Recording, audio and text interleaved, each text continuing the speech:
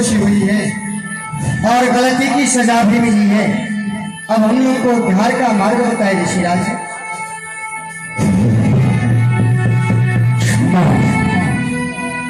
शांति ही शांति, कहाँ पड़ा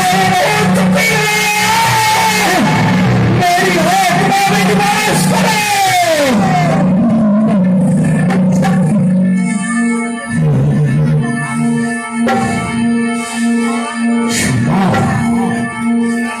जो करने तूने किया उसका दंड तुम कर चुके हो, अब केवल क्षमा ही तुम्हें जरूरत है। तो जाओ, जिस तरह मैंने तुम्हें श्राप किया है कि तुम्हारे शरीर में सहस्रों पुत्रांग हो जाएंगे, जिस समय श्री राम जनकपुर आएंगे और अपने हाथों से धनुष को तोड़ेंगे, उस समय सभी लोग वहां पर जितने इकट्ठे रहेंगे वो सब के सब वो नयन से सीताराम का दर्शन करेंगे।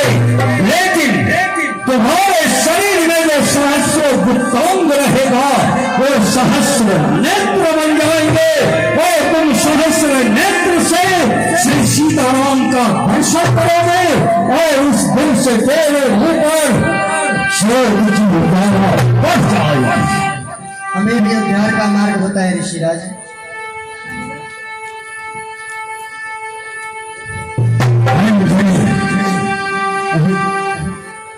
अंजलि, मैं जानता हूं कहा है किसी ने कि क्रोध अवश्य का राम धर्म रक्षित विद्या ददाति विनयम्।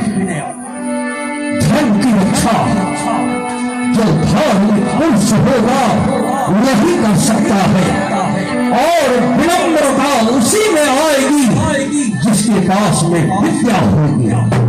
पुत्री, वैसे मैं आपके सामने में खड़ा होने के योग्य भी नहीं, क्योंकि मैंने क्रोध के बस में ऐसे हो गया कि सहस्रों वर्ष का ज्ञान में भुला गया और आपको ऐसा कठोर शाप दे दिया।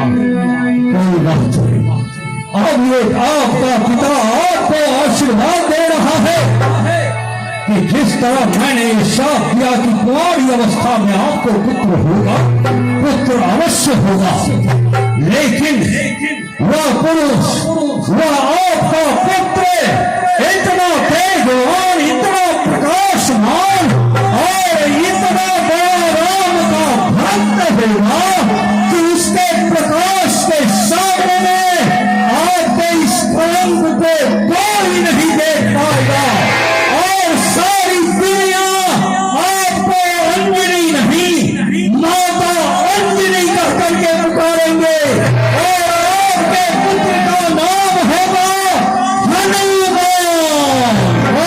हनुमान जी महाराज की जय।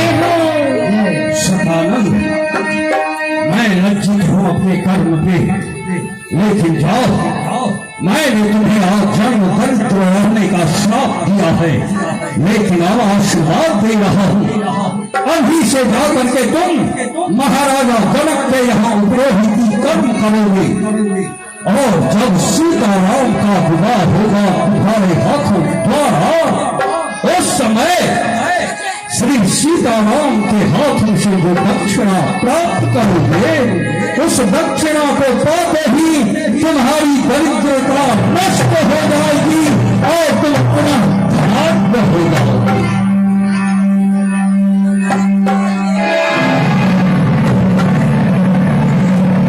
पत्थर बने लिए मैं क्रोध में पागल हो गया, मुझे अपने आप पर बहुत ही असंतुष्टि है